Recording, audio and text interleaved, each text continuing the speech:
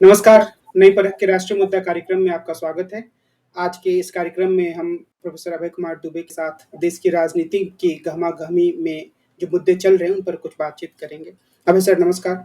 नमस्कार। राहुल गांधी को गुजरात के उच्च न्यायालय ने भी एक तरीके से सज़ा कायम रखी है, उनको सज़ा एक बार फिर से उनको दे दी गई है या उसको कायम रखा गया है। तो उसका देश की राजनीति पर, खासतौर पे राहुल गांधी की राजनीति पर आप किस तरह का प्रभाव देखते हैं? मेरे विचार से राहुल गांधी की राजनीति पे उसका कोई असर नहीं पड़ेगा। ना ही राहुल गांधी को ये उम्मीद होगी कि उन्हें गुजरात उच्च न्यायालय से कोई राहत मिलेगी।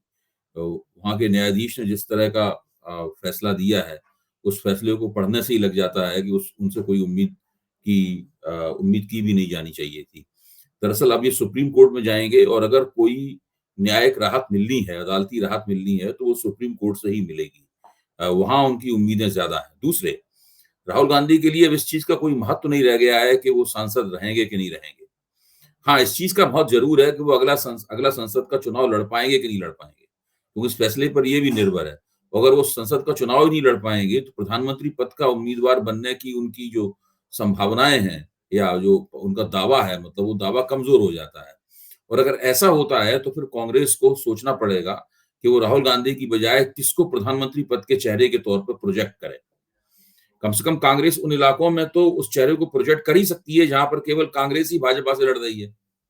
और ऐसी बहुत सी सीटें हैं। मेरा मानना है कि ऐसी कम से कम 188 सीटें हैं जहां पर कांग्रेस भारतीय जनता पार्टी के साथ सीधे मुकाबले में है और अन्य किसी विपक्षी दल का उस लड़ाई में कोई खास हस्तक्षेप नहीं, किसी तरह का कोई हस्तक्षेप नहीं है।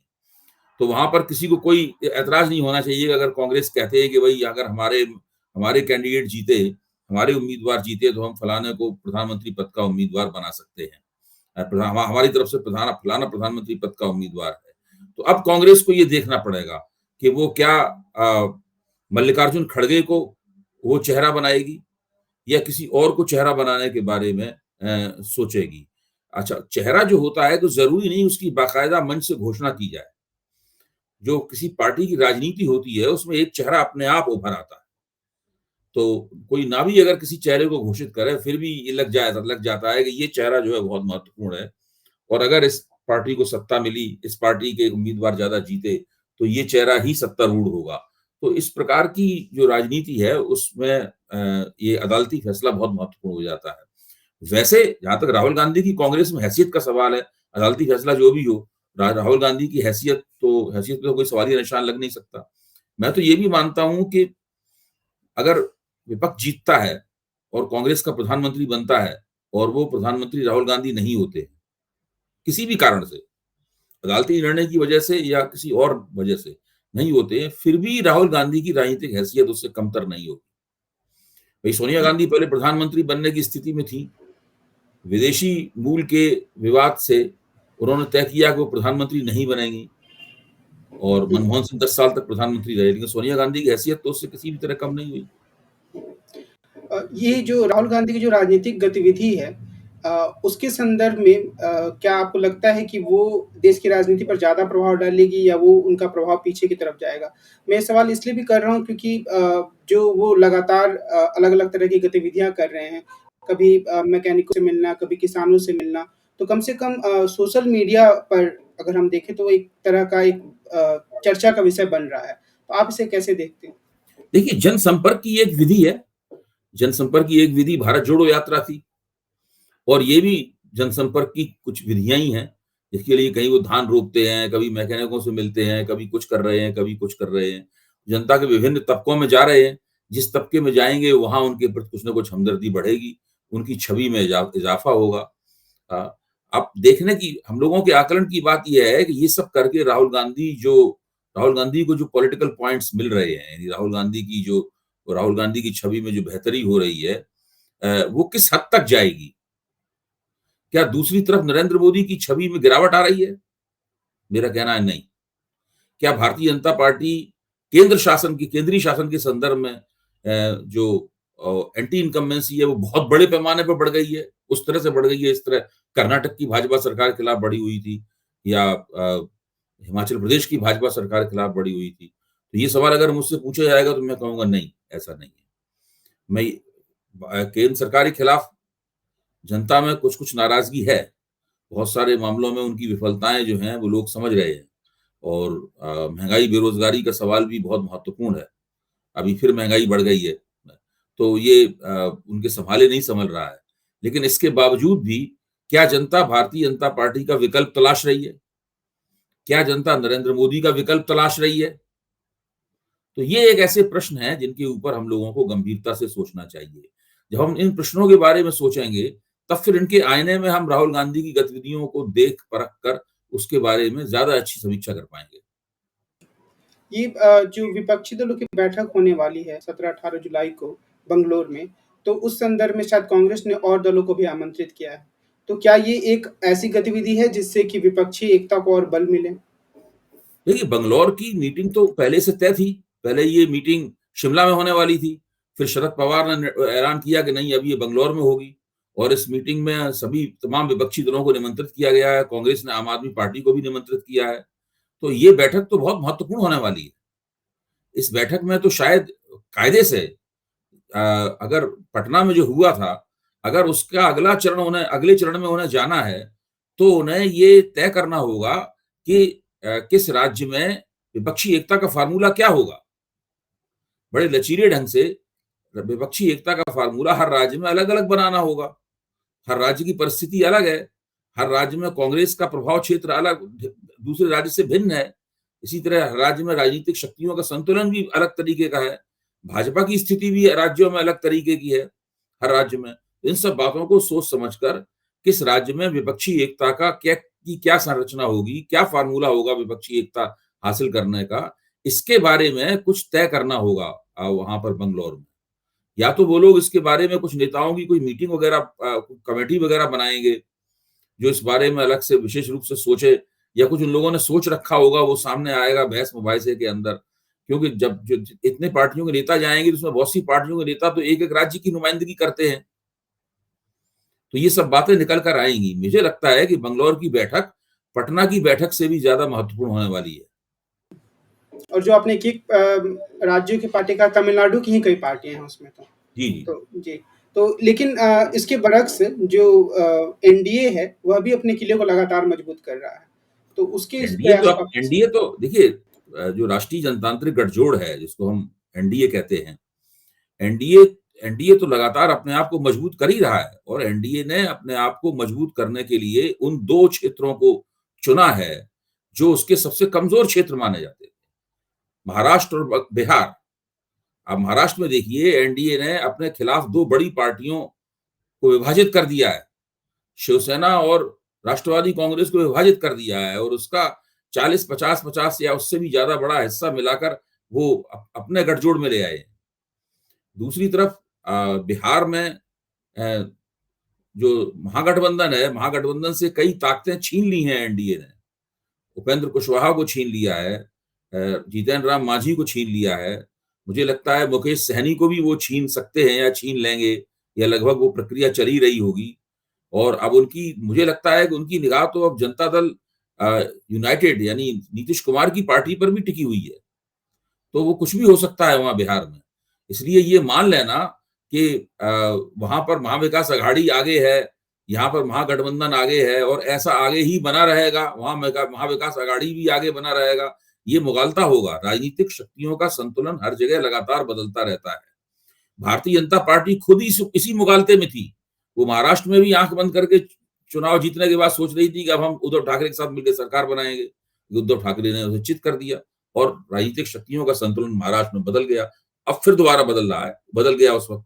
इसी तरीके से जब नीतीश कुमार भाजपा के सहयोग से मुख्यमंत्री थे, तो कोई कल्पना करता था कि वो अचानक एक दिन भाजपा को छोड़ देंगे। भाजपा भी आँख बंद करके सो ही रही थी तकरीबन।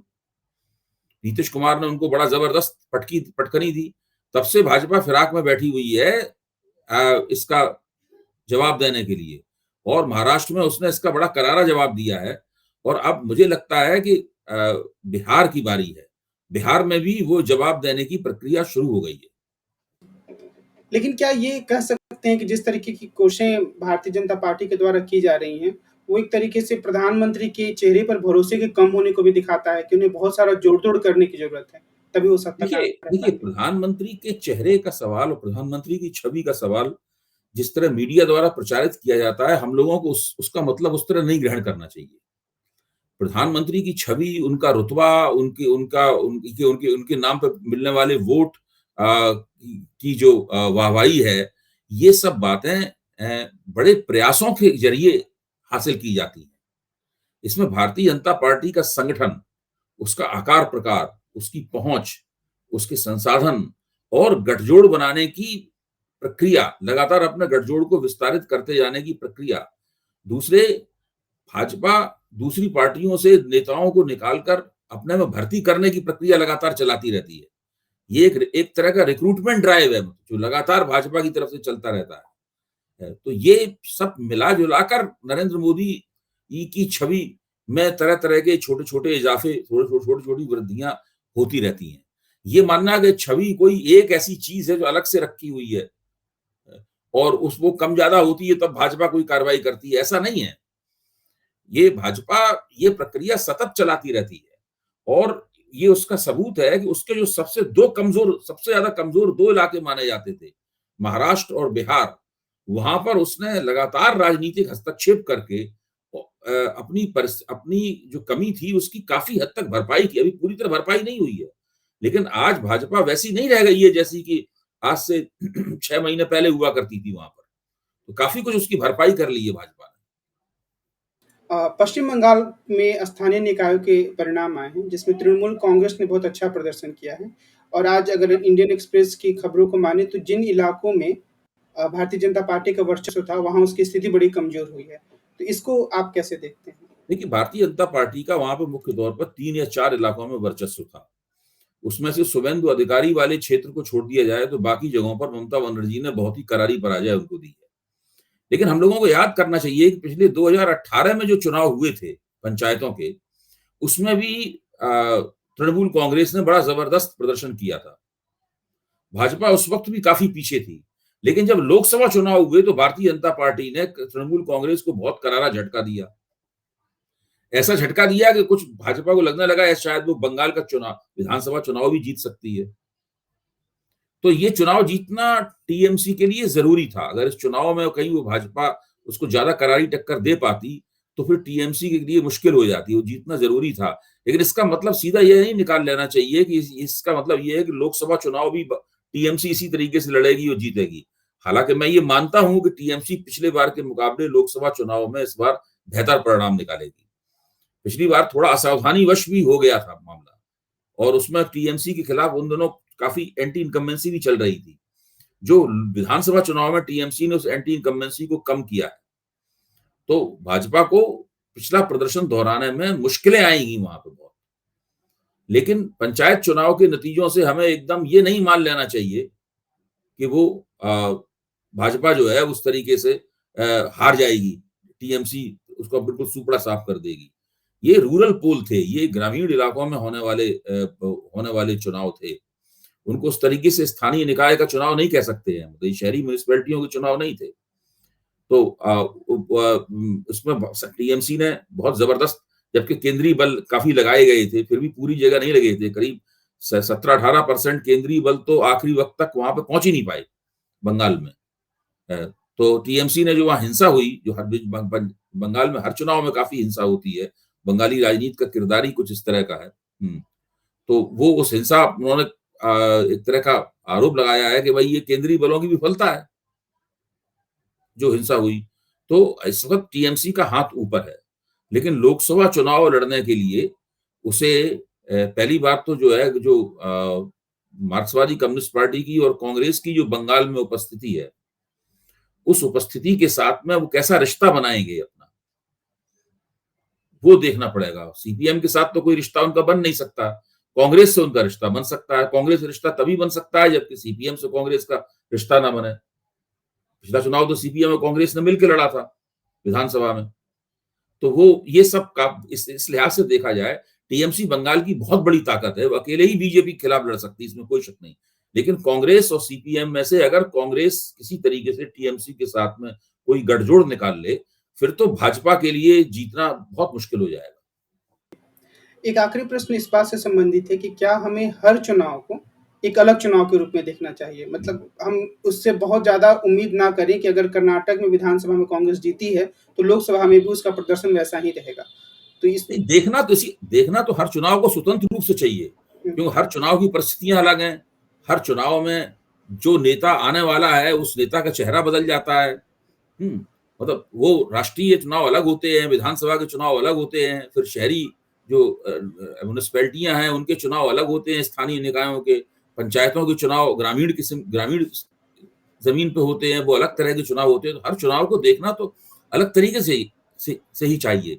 चुनाव जितना छोटा होगा, जितनी छोटी इकाई का चुनाव होगा, उतना ही उसके अंदर बहुत जटिलताएँ होंगी। जितना बड़ा चुनाव होगा, उसके हिसाब से उसकी जटिलताओं का किरदार अलग तरीके से होगा। लेकिन इसके बावजूद चुनाव आपस में जुड़े हुए भी हैं। हुँ, थोड़ा अलग से देखना हमें ज़रूर चाहिए, लेकिन हम बिल्कुल दूसरे चुनावों के परिणामों को बिल्कुल दरकिनार करके नहीं इन चुनावों की हकीकत का पूर्वानुमान लगा सकते हैं। भई अगर बंगाल के ग्रामीण चुनावों में, पंचायत चुनावों में टीएमसी चुनाव हार जाती है उसका, तो निश्चित रूप से उसकी लोकसभा की संभावनाओं पर बहुत विपरीत असर पड़ता है। अब वो जीत गई है, तो उसको लोकसभा चुनावों में लाभ होगा, लेकिन वो लाभ ये मान लेना उचित नहीं होगा कि केवल इसी दम पर वो लोकसभा चुनाव में भाजपा से सारी सीटें दोबारा छीन लेगी।